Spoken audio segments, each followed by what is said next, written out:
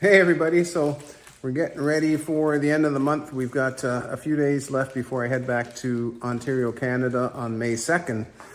And before we do that, I've got to get the house ready because there's renters coming in May. So I'll give you an idea what's going on here.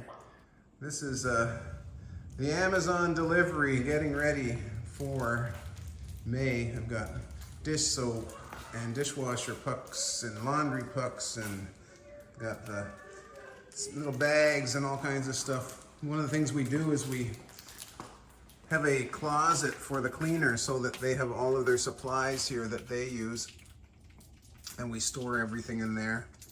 And in order to get ready, what I do is I set out a little welcome starter. So for dishwasher pucks, laundry pucks, welcome, and there'll be tissue and toilet paper and paper towel and that type of thing, a couple of bottles of water.